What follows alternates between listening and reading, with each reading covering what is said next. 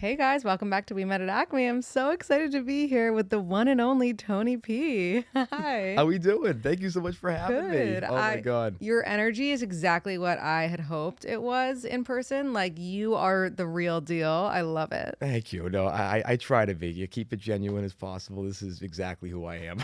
I love it. And you so kindly congratulated me on my pregnancy, and you had told me that you were conceived in vitro, which I think is so cool. I actually don't know anyone, at least who's had told me Yeah. that they were conceived that way. So I think that's awesome. No, thank you. No, it was with my mother's, the best, of course. I'm an only child, and no, it was tough. Having me and then trying to have, a sibling, that was tough, but then my mother eventually adopted my sister, my cousin, very later on in my life. I was about 15 when that happened. So we ended up having a sibling, which was great. But my mom is the best, and it was a tough pregnancy with me. It was tough. I wanted to come out very, very quickly, and thank God for my mom and her gynecologist team. They actually made sure that I was okay, and I was able to really be conceived and able to be healthy, and only a few seconds or a few minutes in the NICU, but ended up being okay, and here we are. I love it. Knock Here on we wood. are. Knock on wood. And I was saying to Courtney before we started, I'm sad I didn't wear a matching suit to you today. I feel like that would have been perfect. Maybe I am in a matching suit. You have to watch the YouTube to find out. But backing up a little bit, when is your birthday actually? So September 8th, 1998. So I'm Virgo. Yes, I am a Virgo. Yes, and I know some September people are not Virgos because Yeah, I'm September and not a Virgo. oh, you're not? Because I did a cameo for someone who was late September, and I messed it up and said it was a Virgo. I said, you're just like me. And the review was good, but I got a comment, I'm not a Virgo, by the way. And I'm like, oh, no. Oh, that's so funny. We gotta do a Tony P Astrology. Yes. We Met at Acme crossover. Absolutely. Learning Yes. moment. Yes, that was a great teaching moment. Totally. But I love that you're born in September. I feel like that makes us, special people. Yes. You're born on the 8th. I'm born on the 28th. Oh, my goodness. 8 is a power number. It is. It totally definitely is. is. And- It definitely is. Yeah. And what is your favorite romantic gesture? So my favorite is quality times. I remember my dad always told me this, and my mom, echoes this, that the thing you can never give back to somebody is time. You can't, like, time is, it's not infinite, right? That's the best thing you can give a person. So I think for me, when I'm in a relationship, I would like to receive a lot of quality time, and I also try to give it too, because that's just such a really big currency for me, especially not with just friendships, but also with relationships too. I like that quality time where we can open up with each other, be vulnerable, as well as just kind of have fun, like whether it be watching a movie, Netflix on a Saturday night. I don't love going out to bars and clubs a lot. I do a little bit, kind of in a moderate way. But when it comes to relationships, I love to just kind of hang out, nice Netflix and chill, cook together. Those type of kind of memories I like to create as well. I love that. I love that. And what is your current relationship status? It's complicated. Is the one of my favorite movies is It's Complicated with Meryl Streep. So it's kind of funny that this is the case. Definitely working through it with the account, how it's grown. My dating life has changed a little bit. I've always been someone who's dated. I've only had a couple relationships in my life that have been more permanent, but mostly just dating and trying to figure out, what that path is for me. But I think also I'm working on, as my priest used to say to me, always work on being the right man and not always looking to find the right person. Try to be that right person for whoever comes along. And I think that's one thing I'm working on in tandem with still dating and, not using the apps mostly because, again, I'm meeting a lot of people in real life, going out, and, just trying to find that person. Working on it, though. It's kind of a slow process, but you know what? I'm just trying to take it one step at a time because I used to be so just, I'll focus on the outcome. Always like, can I find someone? I want to meet someone. I want to be married in 5 years. Now I'm just enjoying every date that I go on, learning about new people, Right. and just trying to, keep a positive outlook about it. And how old are you now? So I'm 25. So hit the first golden anniversary, right? Yeah, that's a big deal. I'm happy to report there is no quarter life crisis. I don't believe in one. I don't have 9 tattoos. I haven't bought a Harley Davidson yet either. Knock on wood with that. But yeah, 25 and still kind of managing life a little bit. And as I like to say, I'm kind of stumbling upon the vision I want for my life. Trying to try a bunch of new things and make a lot of mistakes, relationship-wise and professional, and then just trying to chart the path forward that's going to make sense. Yeah. And where were you originally from? Was it DC? No, actually, so Boston. So I'm actually from the Boston suburbs. I Grew up. hear a little bit now. Yes, I'm trying to hide it. No, but because I'll be dropping my R's if we go forward in the episode here.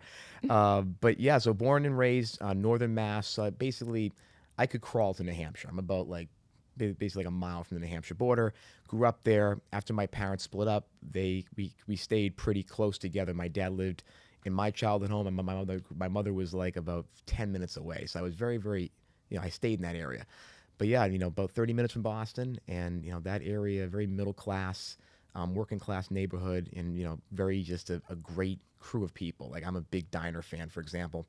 The local diner, I'd always go hang out there. I worked at the local golf shop where I would help out a lot of like the middle class golfers. We'd hang out together, and I kind of grew up in that. And not only did my parents and my family raise me, but the people of Methuen and Haverhill, Massachusetts, raised me. And that's kind of how I feel too, like a village. So I'm kind of blessed that I was from there. Not kind of, I am blessed that I was from there. I mean, they must be like loving seeing you grow and watching your success now. They love it. And not just, the friends and family, but the people that I've known for 25 years now just have always been there for me and have seen the account. I've actually gained new Instagram followers. People just started accounts just to follow me. Not to sound arrogant, but that was pretty cool. That's awesome. That people like the waitresses at the local diner that I've been to for years, they now follow me, and I'm like, really? Like you used to rail against social media, now you're on. It's like, well, we got to watch you. It's like, okay. So that was amazing. That was just an honor because those people, they took care of me, whether it be the local diner, and then when I worked at the local golf shop driving range for 5 years. I mean, I knew those people every day, and now they actually like hearing me on social media. It's crazy to me. I love it. What was your diner order? Oh, it was called the Hungry Man. It's still there. And I'll get it when I get back home in a few weeks for Thanksgiving. I'll get the 2 chocolate chip pancakes. I have to have chocolate chip. We'll get those with a lot of butter. I know my doctor's going to really hate me for this. And then grab some nice eggs with it, usually 3 eggs over easy, and a nice well-done bacon. Call it a day. I love it. And then I fall asleep literally in the seat afterwards. As you should. So is this really your first time in the city? It sure is. That's mind-blowing to me. Yes. Being from Boston, I really had no excuse. My mother this morning, we were talking, and she's like, I'm sorry that I never brought you to New York. And my dad I talked to him a few minutes later. He's like, I should have brought you to New York at some point for at least a game.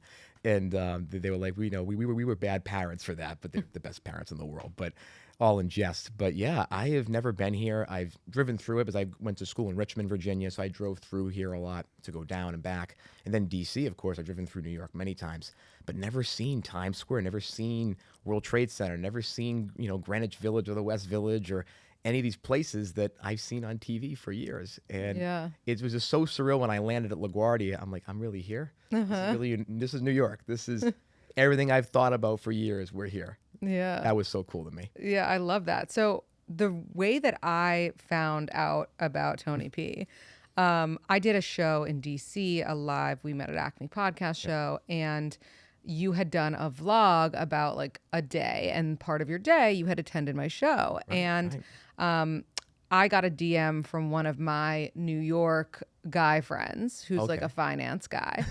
And he was like, oh my God, like Tony P went to your show. And I was like, who is that? And he was like, oh my God, he's a legend. And what's so funny about you never having been to New York is that you have so many fans in New York. And your fans are very different from my fans because they're mostly guys, which is so cool. I mean, we have to do like some crossover mixer at some point. I'd love to. And then and so that's like a finance kind of guy. And then another of my friends, and this is a friend who's like a comedian. He's been on SNL. He's like not financy at all. Is also a huge fan of yours. No kidding. And he told me to tell you. So shout out to Jake. He actually was on my first ever episode. Oh, come on. Of We Met at Acme. Wow. Yeah, and he's a huge fan of yours. Well, hey, Jake, thank you for the support and for connecting me with you, because this is so great. Yeah. That is so interesting because I kind of call it like it's like a coalition of people, right? And I'm definitely looking to grow my following, not just to men, but also to women as well. I definitely am working on new content for that, and to create as much of the vibrant masculinity component, but it's also an inclusive space where I can deliver content to every demographic. That's my goal. But yeah, I mean, it's been an interesting coalition to see, finance people and like the Wall Street types, and also kind of, more creative people in the comedic space or art space, or people that that work in DC and government who like my stuff. It's a really interesting coalition of people from their occupations, as well as the things they like to do, like their interests. Right. And I'm just so honored people of all those different breadths really like my content. I can't believe it. It really is still a shock to me. Well, what inspired you to start your first video on social media? That's a great question. So for years, about 5 years to go back a little bit, I was a broadcaster. So I did mostly public address announcing and play-by-play for my high school. I was the director of broadcasting, and then did some work in college. And that was always a thing that I wanted to do, and I never really took the plunge. I never actually, decided to go to a Syracuse and go to their broadcasting school, and decided to go with business. And I'm just very happy with that choice. But there was still this lingering piece of me that always loved speaking and always loved presenting or narrating. And I wanted just to get that muscle again and just to do it. And whether just, to create videos online or do a YouTube someday, that was the goal of it. And to just couple that, I also saw influencers in DC like Jessica Hood, for example, and DC Bestie, who's one of my favorite influencers. She's a good friend now too, that would do recommendations about what to do in DC and like a week in my life as as a 24-year-old in DC. And for me, I'm kind of a unique case. I don't love to go to bars very much or clubs because the fact of the matter is, and it's kind of a dirty secret about me, I don't really drink a lot. And I'm actually battling that concept right now, should I even drink at all. So I think that, and seeing most of the influencers in DC would not post about that. They were like, hey, we went out to this museum and did this event at the art gallery and spent our Saturday nights, Netflix and chilling with my friends. And I was like, wow, that's really cool. What if there was kind of a male perspective as someone who doesn't go out all the time and club and kind of do what, I hate to use the word traditional, but traditional masculine type of weekend, right? Getting drunk on the weekends, just hanging out. So that was the two things coming together. And then I started doing it and I started posting. This took a few months, 30 likes. My aunt was liking a lot of my posts at the beginning, right? And then as I started doing the week recaps and the weekend recaps, people started to sense that uniqueness that I was trying to put out there, is that this is kind of who I am. I don't love to go out and party and get blitzed all night.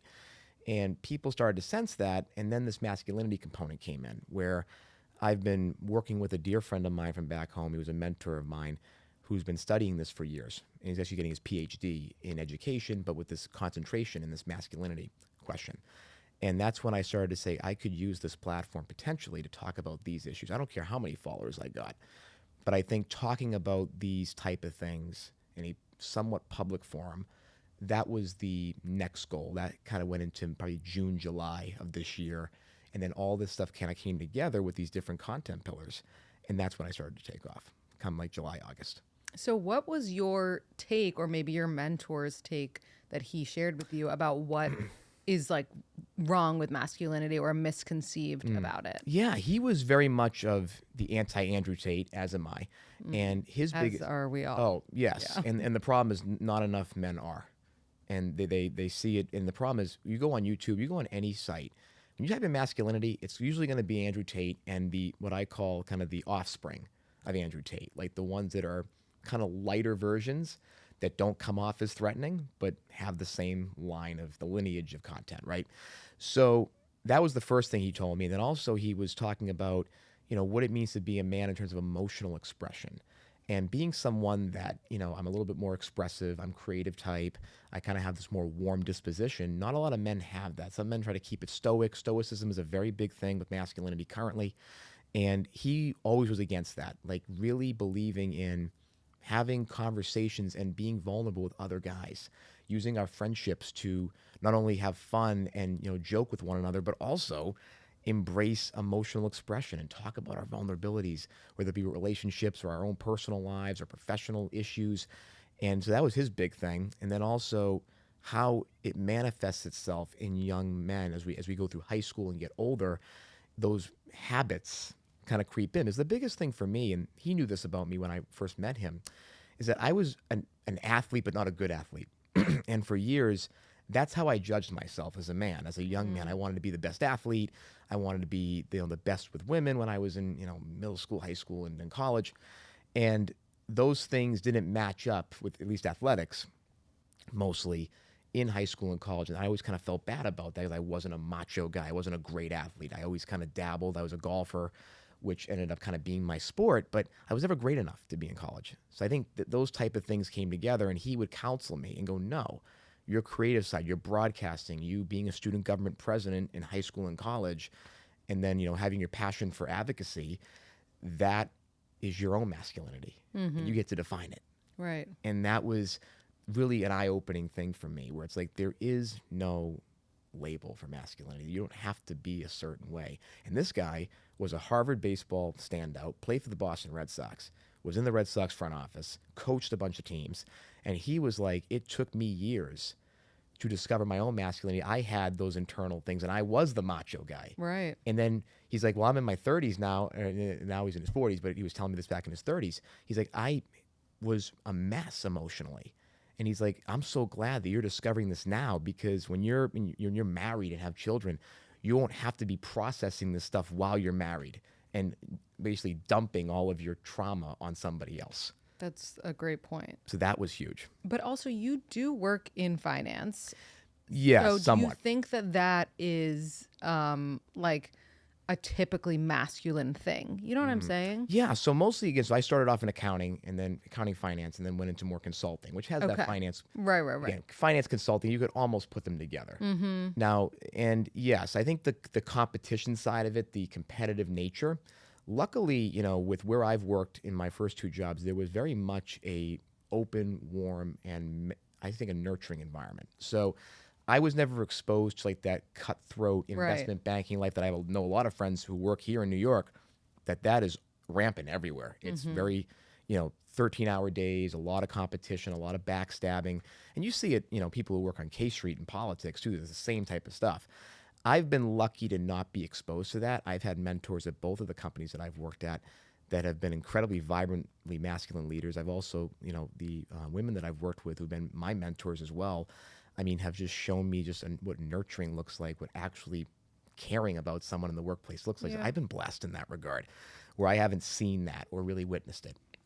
But I've seen a lot of my friends that have been like, hey, this is how I live every day. I'm always like, trying to, get over on this person, or they're trying to get over on me. I'm trying to get the promotion. And it is masculine. Look at the movie Wall Street. Look at The Wolf of Wall Street. A lot of men love that movie. They love the Jordan Belfort story because it's, he conquered the world and, married a really beautiful wife and did all these things at the big house. And there's still that type of thing. And this is not just, Wall Street came out in 1987 as a movie. And then, Patrick Bateman and everything came out in the 90s. Like, that lineage is still here, Right. especially in business. And I think that also leads to, a leadership issue that we have in business, where especially male leaders in particular, not only are they not able to nurture the people that work under them and actually inspire them, but we have issues in boardrooms where there isn't gender equity, where there's a lot of, speaking over, there's a lot of, rude behavior in corporate America because we still have that same,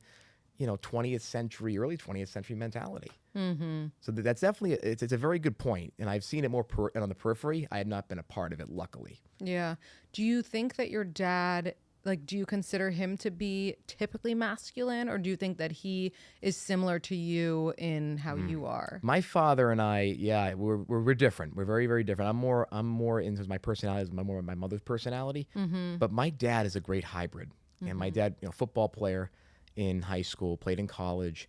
My dad is someone that, when you look at a rock solid human being, he's taught me what it means not only to be a good person, and yes, he has many vibrant masculine traits, things like I call resilience. He is a wonderful listener, and not many people know that about him, but he's a wonderful listener, and just someone that when I need to get a lot off my chest, he has such a calming presence that not many men have. And what he never does, he never inserts himself. He always says, do you want advice or do you want to just dump on me? Because I'm willing to do both. And he has that intuition that not many men have, which is really cool. And, in terms of, is he the greatest artist? No, but he's more of an athlete type of guy. And we do a lot of traditionally masculine things together. Our relationship bonded over, things like golf. And we took a trip together to Florida, and he loves antique cars. So do I. But my dad has a level of honesty and a level of resilience that is a part of vibrant masculinity. It's not only about being expressive. It's about showing traits like honesty and loyalty to people. When you're down and out, my dad's always there at the drop of a hat. And That's where I learned that from him. So I think he definitely has a good amount of traits of vibrant masculinity. And again, not every guy has to have everything, right? And I don't. I'm still working on a lot of the traits, and I kind of call like I'm a building in New York with the scaffolding on it. Still working on it. But yeah, my dad's a big influence, and sorry, he's been actually. It's interesting. He's been the one that's always said to me, "You probably belong in front of a camera, not in business." He goes, "You're good at it," but he goes, "Your personality, you got to go out and do." Talk to people. And he was always the one, go to broadcasting school. I didn't listen to him. And, he's been telling me for years how right he is, and he's totally right. But he's been just such a big influence. And then with my mother as well, she's more of the sensitive in a good way, the more emotionally, I would say vulnerable, someone who's taught me the emotional intelligence piece of it. Having those two parents, and again, they've done a wonderful job in their divorce. They taught me what it really means to put their child first and put other things second. And they created a very nurturing environment because they were different, but they had good traits that they gave me at the same time. Right. Which is awesome. That is awesome. Yeah, he's the man. And I wish he was here, because he's back home right now. But again, he's made a lot of impact on me, especially in my later years. When you have divorced parents, it's tough to always like get the most amount of attention with one parent, right? But as I got older, and we lived together for 16 months when I came home from college, that was one of the most formative experiences of my life, where I got to really know my dad on an emotional level, and he got to know me on an emotional level in a way that we never did. And we were always close, but we just got even closer. And that's just a beautiful thing. That's awesome.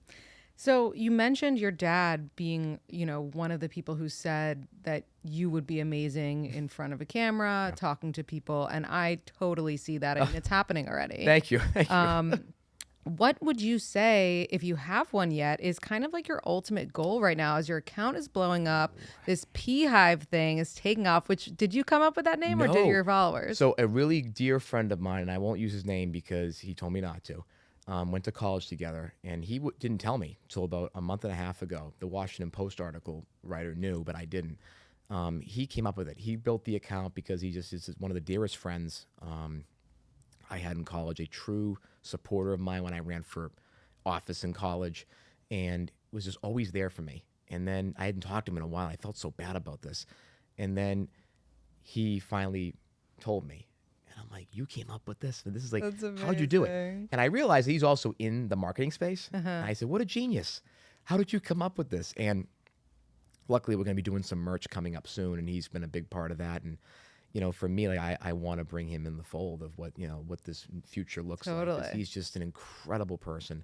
That's awesome. Just, one of my favorite people that I met in college, one of my first friends I met in college.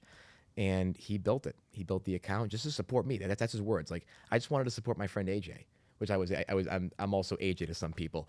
And I couldn't believe it, just like how wonderful that is. So, I mean, I love him to death, and he just has, made this. He's accelerated this in a way that I never would have figured out, because I never even knew the concept of having a follower account.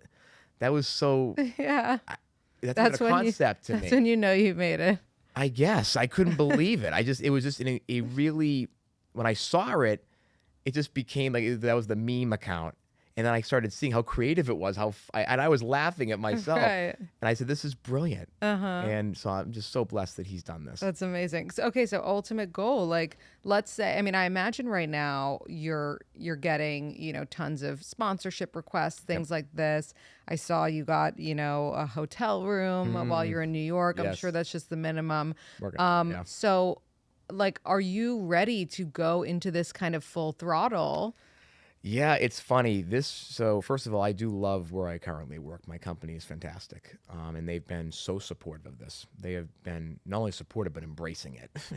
And they've given me time to talk about it at work. And, I've also worked with my company to do some videos with them, and they've just been so great to me. And they've embraced me since day one. They knew my quirks. They knew my positives and negatives.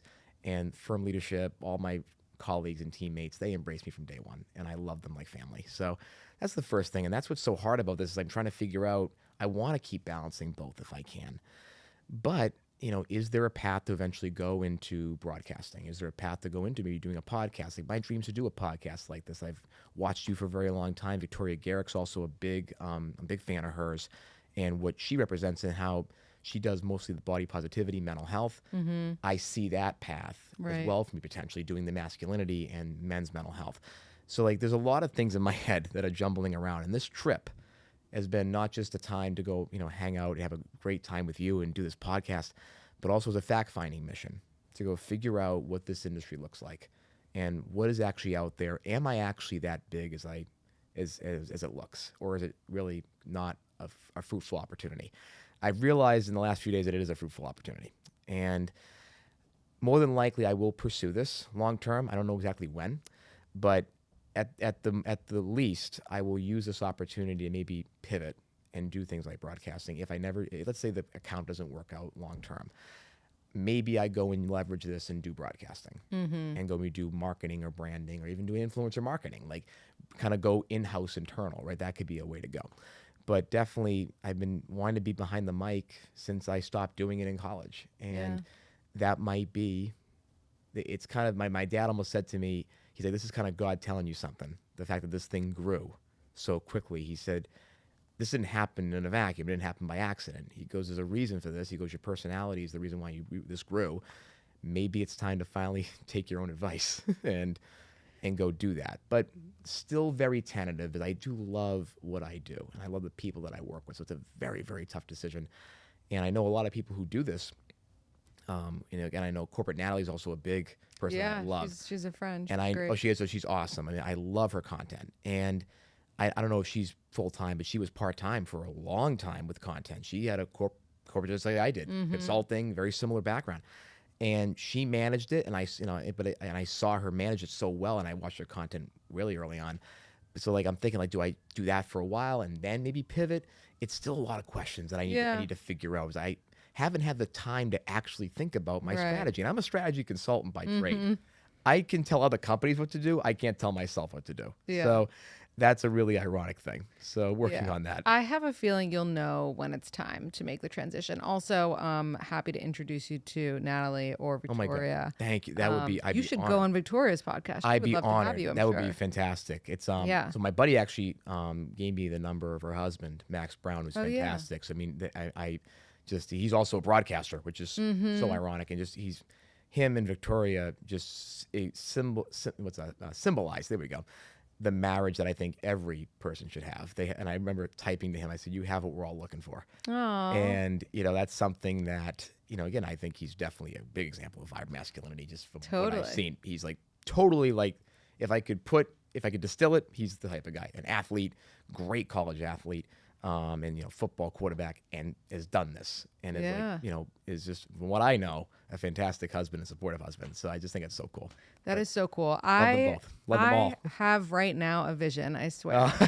I really have a vision for you and your future. I think the takeoff is going to be crazy.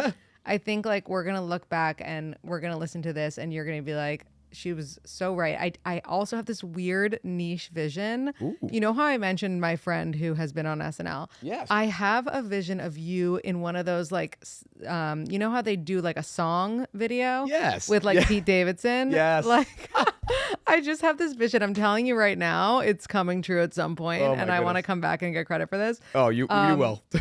But that is amazing. I want to go back to dating a little bit. Of course. What would you say, Tony P, is your dream partner? Oh my goodness. It's a great one. I think, first of all, someone that is truly independent in a way that they have a passion. They have a vision for their life that is like, hey, I'm passionate about, whether it be like, I want to do things in the charitable space. I want to do a nonprofit. I want to start my own nonprofit. Or I'm, let's say on Wall Street. I love what I do on Wall Street. Passion is the most attractive thing in my mind. Someone that is not only doing it every day and through their actions, but like when we're on a date, talking about it, going, I want to do this. And you can just hear in their voice. I've been on many dates like this where it's, I just love sitting back and listening to a girl talk about her passions and where they came from and who inspired her. And, now what's your dream in 5? I always ask this, I would go, what's your dream in 5? Like if you could stop in 5 years and go, what would you view as success? And when they tell me that, it's just so cool. Because I just love having someone that has that passion. And a lot of that is because I grew up around a mother that always had passion, that she was in sales and she loved what she did. And she brought it home with her and she worked very hard. but like she had a passion, and that's just so cool. And my grandmother had passion. Those are the ladies who raised me, so I was always around that. So that's a big thing for me. Someone who's independent, has a passion that they can share with the world, and they have a vision. I think that's the first thing. I think the second thing also is someone that is able to have open conversation and vulnerable conversation consistently. And I'm really against any guy emotionally dumping on his partner. A partner's not a therapist. A therapist is a therapist, and a partner's a partner. I think a partner is someone that can have that dialogue back and forth. You've already talked about your trauma with your therapist. You've flushed a lot out. Then you're kind of just looking for someone to kind of bounce stuff off of and have that kind of kinetic energy. So that's a big thing, that type of conversation, someone who can do that in an open space. And I can also feel as a guy that I can let my guard down without a cost. Because in some relationships, I've done that, and it's turned people off. And I've been like, man, should I even like open up at all? So I think that's something is a big one, is the ability to open up and be comfortable doing that to me, and be able I can listen to them and just sit and be with them, but also someone who can take what I say and be okay with a guy who's emotionally available and someone who is vulnerable. I think the biggest one is someone who's willing to be doted on, because I grew up as, with divorced parents. I never really saw that in my household, but I saw my uncle, for example, who's been, again, his wife, very independent. Both have had their own independent lives, but just so doting, like in a way, like he'll take care of small chores for her without even asking, and do the little things, like, plan a date, and just absolutely just say to people how much he loves his wife. And like, that's something that I'd like to have and be able to do that for somebody. So someone who's willing to accept that and be okay with that, but also someone who's warm to people, someone who treats the person at the restaurant, the waiter at the restaurant, the same way they would treat the president of the United States. Mm-hmm. Like if they have that, and someone who's got that humility and that down-to-earth, warm nature, that's a big one for me. Yeah. Someone who has that type of delivery, and someone who just has that impact with people. And that ties to passion. I think if you have that type of passion, whether it be a guy or a girl, you have that warm disposition already. So yeah, that'd be a big one for me. And, for me, just building on a lifelong partnership. My dream in life is to be married as long as my grandparents were married, over 50, 60 years. I know it's kind of, with the way the world's going, it's a little different with our generation. Will that stay the course? Who knows? But yeah, I mean, the biggest thing for me in this process of trying to be the right guy, and then eventually the world kind of matches you up, right? And finding that person, I think, is the fear of getting divorced.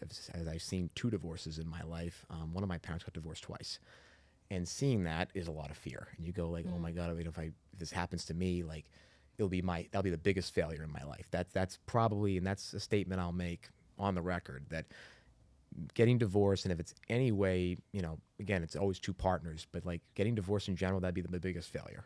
So you think that it was a failure for your parents, or like just yeah, like aren't you happy that they got divorced if that was what was best for them? Good question. Yes, I think with my background and what again, from what I know, what went down, I think with one of the divorces, my parent was not at fault at all. It ended up being just they got their heart broken in just a lot of ways, and that was just so difficult to see that. I just think for me, and the way that, for me with divorce, I kind of have this viewpoint where it's like, I'm a big believer in that, building out the family and building on a long-term, being married 50, 60 years, because as much as I'm I'm very politically liberal and very socially liberal, but I have this kind of like, when you've gone through a lot of divorce, you want the opposite. Yeah. You want what all my friends had. Because again, a lot of kids have divorced parents. It's almost like 40, 50%. But my circle of friends didn't have that. And the girls that I dated had intact families, big families. All of my aunts and uncles were married. So when you see all that and go, well, that's the norm.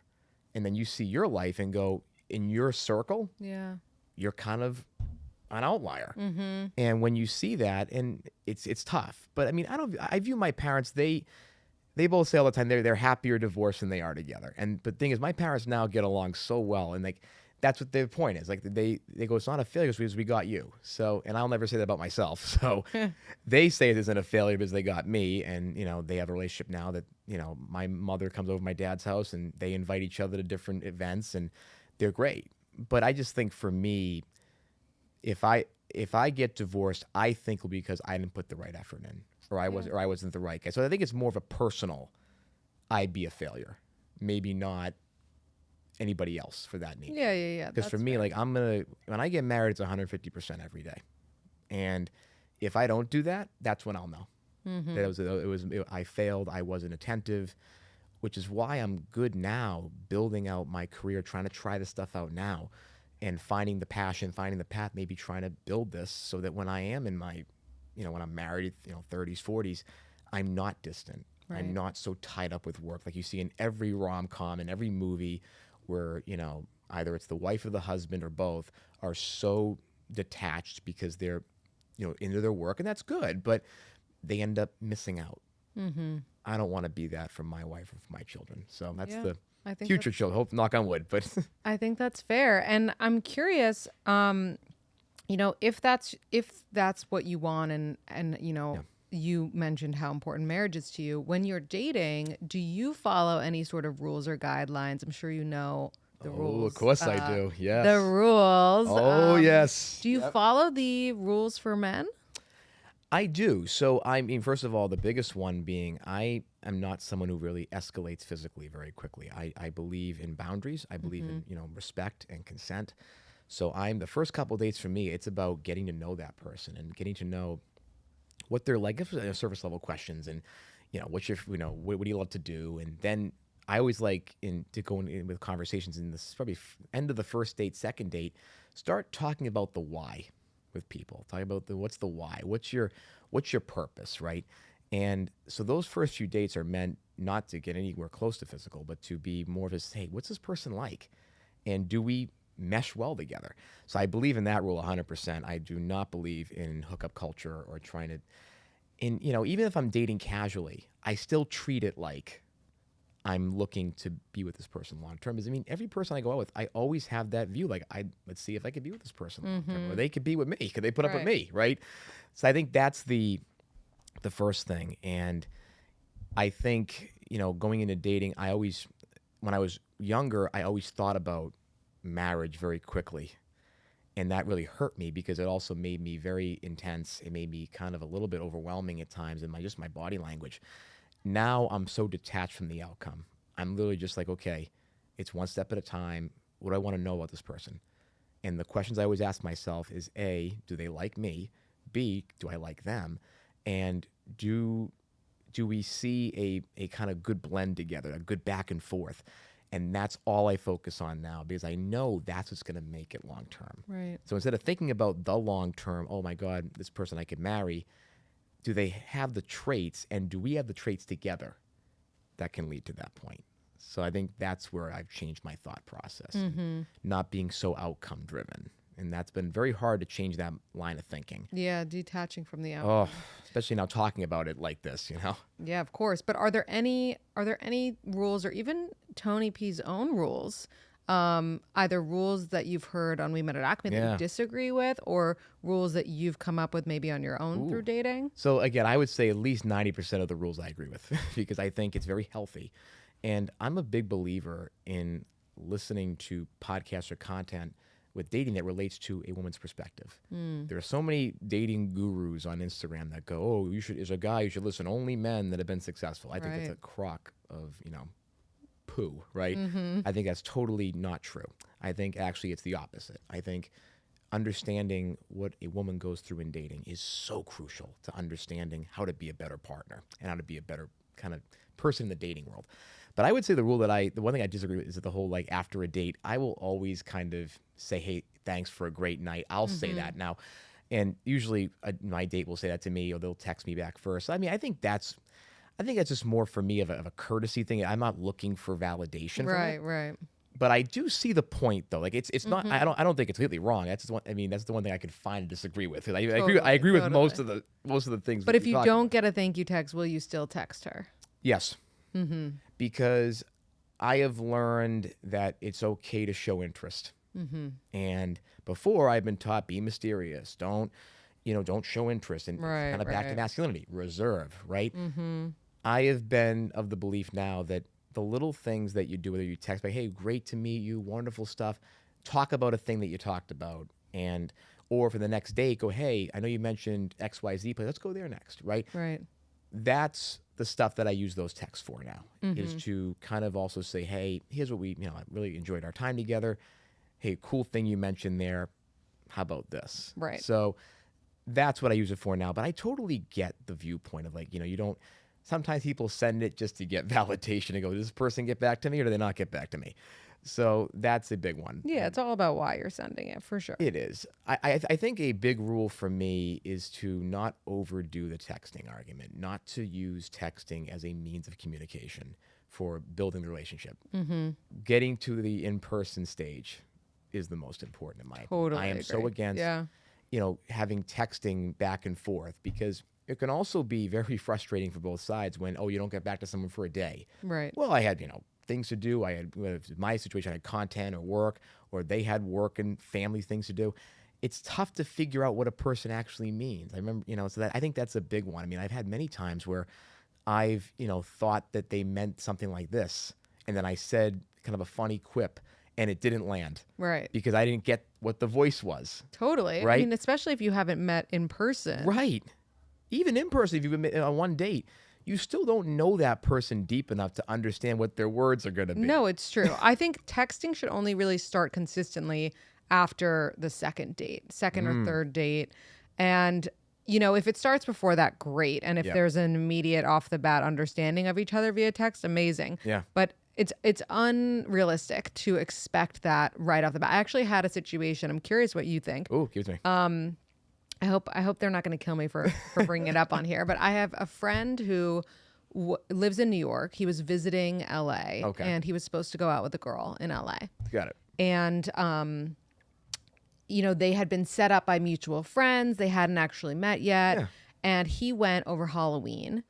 And he was only there for 3 nights. And as you know, when you travel and people in the city, you have family there, it's really hard to get everything done, right? Yes. And so he was like, he was blocking off tiny little parts of his schedule to make everyone happy. And unfortunately, at the end of the day, after trick-or-treating with his cousins, his little cousins, there was not really time to take this girl out, unfortunately. Okay. So he had given her a heads up, like, I don't think, tonight's going to work. Like, what's your day like tomorrow? And, this girl then the next day, instead of saying like, no problem, we'll make it work, I know you're only here for a few days, kind of wrote him off. She wrote him a message that was like, hey, it seems like you're the kind of guy who's not like a consistent communicator, not ready for something, serious. So like, have a safe flight home. I wish you all the best. Wow. Do you think that that was warranted? Do you think that, do you think it's okay to expect so much of someone before you've actually, met? That's a really great question. Especially with that case that I'm going through right now, 3 days in the city. I think in that particular case, I think it was unwarranted. I think because, and again, they also reached out and said, hey, I'm really sorry. I can't do this tonight. Or I would have maybe not critiqued the guy. I would have maybe just like give the heads up a little earlier, give the context and say, hey, it may be a little bit looser on time. Is that okay with you? And give like a little bit more of a leeway. Like just to loosen up the plan in case you have to cancel. Yes, and to not kind of get the person, hey, I'm 7 o'clock, we're going out. And then to kind of give them, oh, by the way, we can't do it. Because I've gone through that myself, and so I get where she's coming from, because I've also been on the receiving end. I've kind of gone, oh, why don't you just kind of let me know a little sooner, right? I would definitely say that is a critique that I would give the guy 100%. But again, I think you have to give someone at least one date to kind of go, wait a minute, okay, is this person in their actions and words the same as they are in their text? And yeah, I mean, I definitely, it's kind of a nuanced answer, but I would definitely, there's critiques on both sides here, because again, I don't think anything is absolute. I think though, definitely more run time, more lead time on the actual, hey, it's going to be kind of flexible. I don't know if I could do it. Right. Or have on his end to have like really made sure that, hey, I had this time free. But on her end, I think it definitely, if she has the time to go out, give the guy one chance. I agree. Like one chance. I just don't think that he owed her anything yet. I think when I was dating, before I had met someone, I remember there was one guy I had to reschedule on 3 times before we Really? met. And Yeah. every time I did it, he was so sweet, so understanding, Yep. totally, let me know when works. And I ended up meeting him. I think we ended up dating for like, a few months, nothing crazy, but I just remember that like once I did meet him, I was like, oh, of course I'm not going to ever do that to this guy again. He's great. Right. But before meeting him, I had no attachment to him. I had no idea what he was going to be like, Yeah. if I was going to like him. And if something, more important came up, if I got, invited to my girlfriend's birthday last minute, of course I'm going to choose that over this guy. Right. Oh, 100%, because you haven't established anything yet. And I think there's a lot of things in the red pill manosphere space that was like, oh, she owes you something, because the theory that they operate under is that women are behind the scenes doing some kind of evil thing where they're trying to get over on men. That's the underlying current of the red pill movement. And so when you operate from that, even if it's subtle, when you operate from that perspective, you're going to think everything is wrong with it. Oh, a woman cancels on you. There's got to be a reason why. Yeah, and you're going to come off nasty and resentful. Thank you. Because you operate with this mantra that you've developed and it's seeped in, because the YouTube content, it's 5 hours of podcast of just absolutely just dumping on feminism and blaming feminism for men's issues with dating. And believe me, I get it. There's a kind of a mini crisis going on with men in dating and also relationships in general. And, Scott Galloway talks about this, and many, I would say, positive masculine examples talk about this and say it is a fact, and it is a fact. But the red pill is like, well, it's all women's fault. It's feminism's fault. Women need to, be back in the gender roles. That's the reason why. Come on. Like, yeah, that's ridiculous. And people go, there's an example. They canceled on me. Yeah. It's like, no. Like, life happens. They don't owe you anything. Correct. And that's why, going back to me manifesting your, huge blow up, that's why I think, part of why I think your content is going to reach so many people, because there is a missing need in our world of content of a man who's in touch with his feelings, who like isn't so far this way or so far that way, but is just like someone who's just representative of, like I feel like my husband is a little similar in that, like he's a hard worker, he's smart, but he's not like the guy going to all the games. He doesn't have a fantasy football. Like, it's like you don't have to be everything that growing up back in the day, like you don't have to throw that baseball with your dad and also like get A's and also this. It's like you can choose your lane of masculinity. And I feel like that's what you're representing, which is really cool. Thank you. Or be like touches of different things. So like I love golf. I'm a big cigar smoker. I don't drink, and I don't drink very much. And it is actually a question that I've followed you for a while. I know you're sober and have done that. And it was in the Washington Post article. My mother had substance abuse issues and is in recovery, and is over 20 years now, is one of my heroes for that reason. It's incredible. But alcoholism in general has surrounded my life. Yeah. And great aunts. I mean, I can name a lot of people in my family that are in recovery, and I've seen it, and I've seen what it does. So like, alcohol and masculinity are very interlinked, sadly, right now. It's like you got to get drunk. I mean, you got to take a shot, crack a beer, yes, long day at work, yes, and like go to the bar and drink a bunch of drinks. And how drunk can we get? And how many people can we hit on? And it's like, it's just exhausting. So I think, yes, I like to smoke cigars, one of my kind of vices, right? But I also like Golden Girls on TV land, like.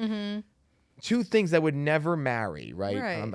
I love, watching football. I really, I like being in leadership. I like taking leadership roles, but I also am someone that likes to be in the background as well and kind of do the background work and let other people have the spotlight. I don't exactly love talking about myself. It's very uncomfortable. Like, so you can do both. And also, with music, I love AC/DC and I love Barry Manilow. Like, totally. You can do both. And then that's my mantra. You can do both. And Jim Valvano, the former basketball coach of NC State, he died many years ago, gave the ESPY speech I think it was over 30 years ago now, where he said you should laugh and think and cry every day.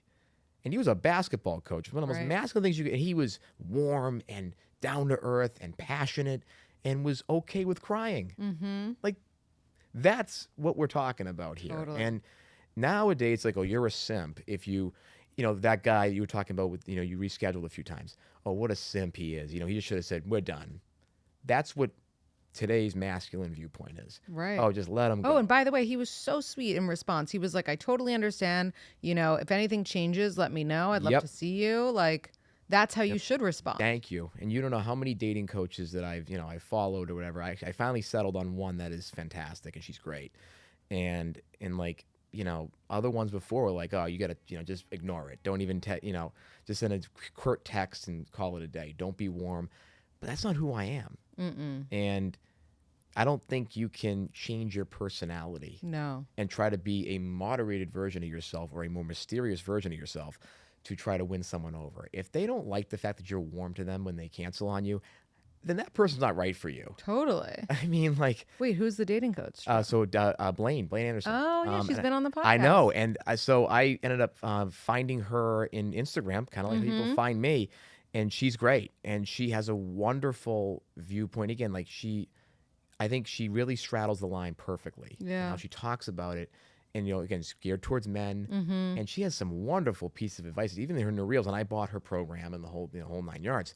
But she has a great model of, like, not being this kind of red-pilled. There are female red-pill dating coaches out there. Yeah, totally. She is the opposite. And she's like, be honest and open. Don't be too much. Don't dump on someone on the first date and go, oh, my God, all these things happen in my life. But open up a little bit and show different parts. Like, she has a great model.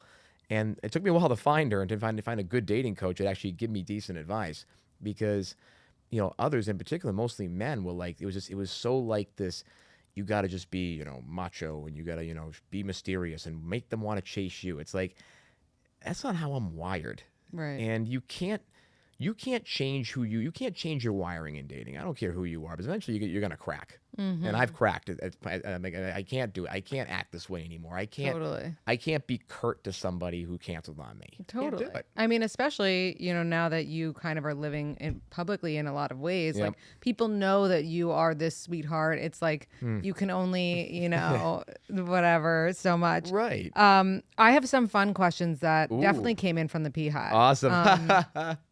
One of them, okay, they're like a little niche. One of them is about your cooking. Okay. So when you cook, you are usually in a suit still.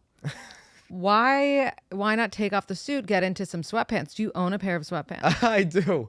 It's funny. When I was packing this, I'm going to be here, then Fort Lauderdale, then Boston again for the holidays.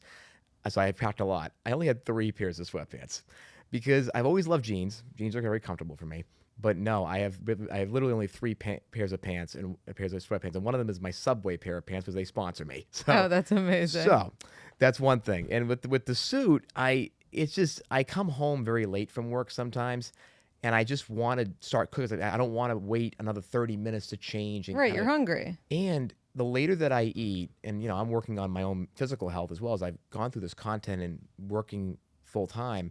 My health has not been the greatest at times, and I eat very late, and I'm trying to not eat too late because of blood sugar issues and things like that. Yes. So I try to go like, okay, I'm home at 7:30. We got to cook right now. That's what happens. I just go ahead. You know what? Let's just do it. Let's just cook, call it a day, and just do it that way. And again, I grease the pan well enough where I don't get any splatter. So I go, you know what? I'll get away with this. This will be easy. And I think it's kind of unique. I think it's kind of a unique little thing to wear a jacket and tie when it shows, I think, that I do have this life that kind of goes from one thing to the next. Because content for me right now is my residual time.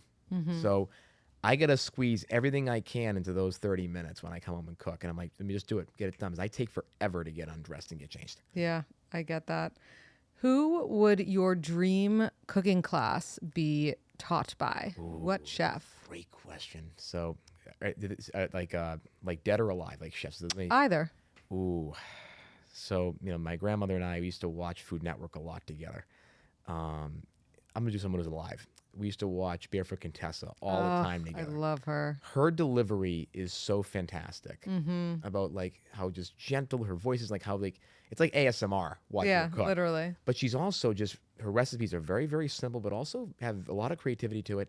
and you can make them very easily. So I just love her whole vibe. I love what she makes and like how it's all natural and really homemade, and just the whole backdrop of that. So I would love to go in her studio and cook with her and learn from her, and just she seems just like a wonderful teacher. Yeah. And that's what my grandmother and I used to say together. We'd watch Food Network all the way together. We'd watch like Down Home with the Neelys. They're great. They used to be a mostly Southern type of cooking, and I love Southern cooking.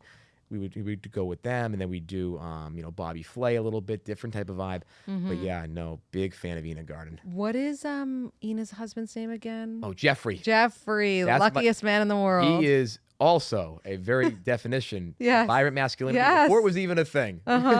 He is so great, and again, you can tell that they have a great connection. And I think he was a business school dean and was in business, and they both again support each other. I love what their dynamic. I love it. Okay, this one's funny.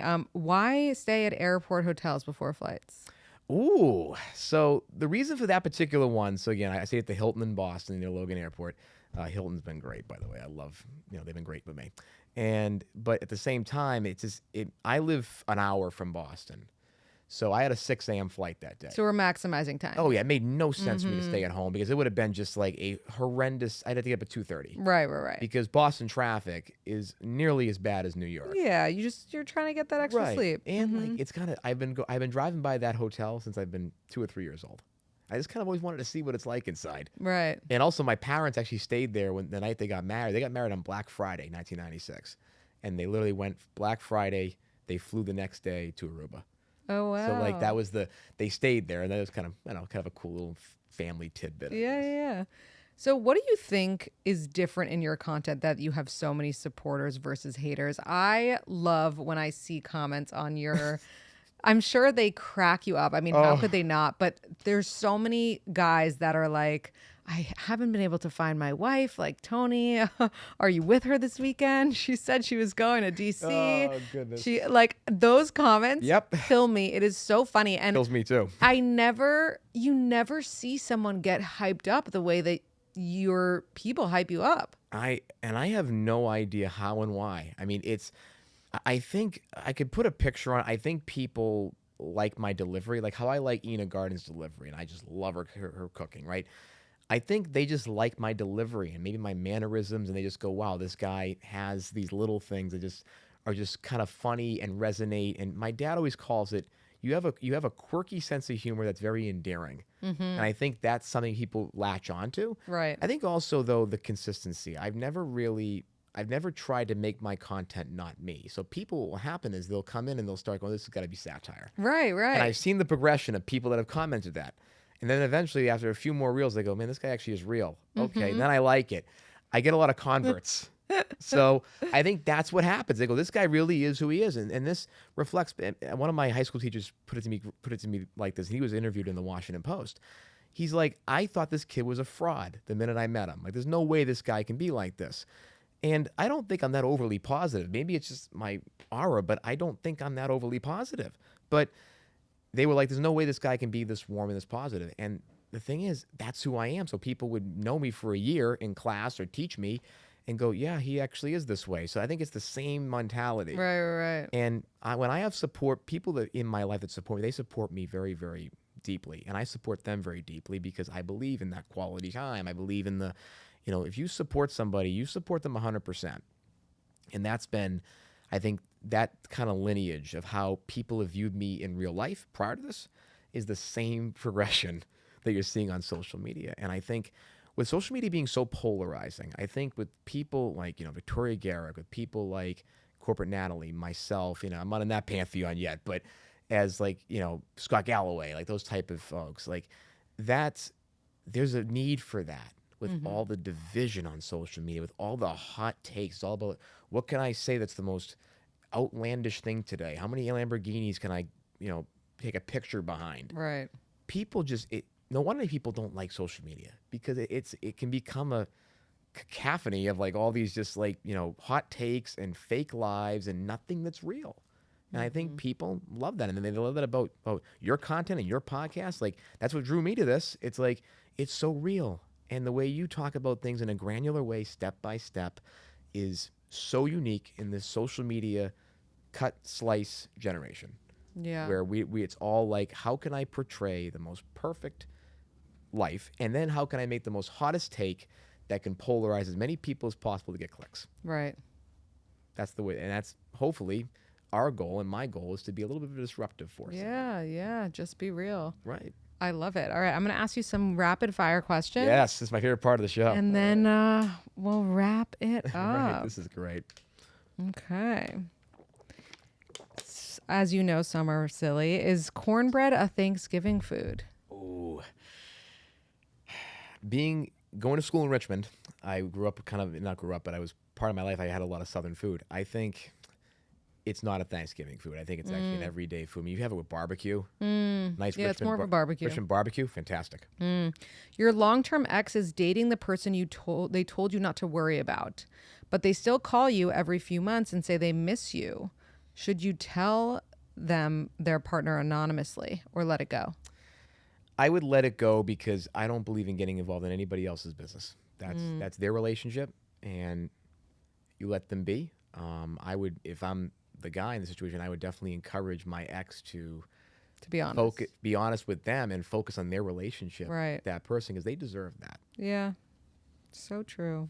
So noble. Thank you. Do you think parents know if one of their kids is cuter than the other, or do you think they think they're equally as cute regardless? I think parents like to please their children and tell them what they want to hear when they're younger.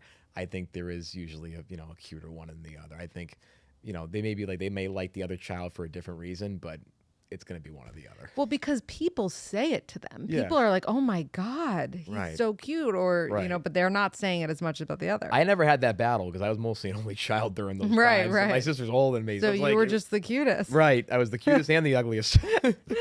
Are you generally less tired when you're with a new significant other, like from so much excitement? So so harder to sleep at night because you're. Oh yeah, because it's someone new. It's something that you're not only is it's kind of a novelty, like everything that's new in life, but also it's you're learning something new about somebody, and you're kind of in that honeymoon phase. There's nothing better in this world, I think, than being in the honeymoon stage. Oh yeah, there's no being better in feeling. love is the best. Actually, not to quote Kim Kardashian, but she literally has gotten her heart broken so many times, and she still says there's nothing better in the world than being in love, and she still believes in it. If it's for a day or if it's for 30 years, there's nothing better than that feeling and going through life, and everything is beautiful. Even the worst thing at your job that you're doing. Nope, it's not a problem, as I get to go and be in love that same time. Totally. When you're planning the first few dates with someone, is it a sign you're not into them if you want 1 to 2 weeks between dates? No, because I think, again, back to you don't owe a person something. Like, you're just trying to figure things out. And I think as you get it, I think once you get past a few dates. Right, then you should be. Then, yes, it has to be more consistent. But the first few, I think it's a good chance to get to know somebody. And I think, again, with people's lives, like, being, whether you have multiple jobs or different family obligations, you can't just drop everything. Right. Who do you think is more famous, Taylor Swift or the president? Oh, God. I think Taylor Swift 100%. I think, I think she's more universally famous. And also just, I think there's not a lot of divisiveness around Taylor Swift. Yeah. Travis Kelce thing is a lot of energy with the Travis Kelce thing. But, I mean, the president's aviators, I mean, that's where I got my morning fits from. So I think those aviators are very, very famous. And very famous. He's got some good moves. I've seen it. He's got some good moves. So he's a little famous. I'll give him that. For sure. When reading, do you have to take a break at the end of the chapter, or can you just bookmark whenever? Ooh, that's a great one. I haven't read in a while. That's kind of telling on myself. I'd say I have to pause at the end because I expense a lot of my brain energy, and then I'm like, I'm done. I need to be done with this for like a few minutes and go back to, whether it be watching a TV for a little bit, or I need that space. But you got to get to the end of the chapter. I do. Oh yeah. Well, same way how I work. Like, I'm a night owl out of necessity because I can't have let's say a slide deck I have to get out to a client the next day. I can't wake up at 5 a.m. and finish it. It's got to be done so I can clear it off my head, or it's content. I can't wait to finish my edits. I got to get it all done before I go to bed. And it's a weird thing, but... No, I'm the same. It's that Virgo energy. Right. If you're texting someone your age and desired gender one-on-one, do you think that both of you are considering whether it's flirty or not? Oh, yes. I think in the early stages of dating, overthinking is an incredibly big part of it. Like, I always will overread something. Go, what does she really mean by this? Or and I'll sit and do my own test and go, I don't want to sound too flirty. It's almost like I'm writing a client email sometimes. It's like, because I want to make sure everything's right. So I just circle back after this meeting. That's how I view it. It's like, so overthinking is a major part of dating. I love it. My last question for you, and then I want to quote or piece of advice from Tony P. But is there anything that stumps you? Because you are so good at being able to respond to something and have an answer right away. Is there anything that you would need to be like, I don't know? People will ask me in my family and family friends, are you going to run for office? And I always get stumped by it because I go, I don't know. I go, maybe. And people like, you should go do, you did it in college and high school. I'm like, but yeah, that's different. That's a different environment. And I like to people please as much as I can. That's one thing I'm working on. And I don't know if I could ever do that. I mean, that's hard in politics. You're going to have half people not like you. So right. I think that's more than half. More than half. And I think that's a tough one. So I think that's the biggest question that I get stumped on is like, do you want to, but like, yeah, I want to serve people in some way. But is that the angle? I don't know, because so many people in a lot of DC bros in particular, they can't wait to tell you how they're going to be president. They can't wait to tell you that. They're like, I'm going to be a senator, I'm going to be president.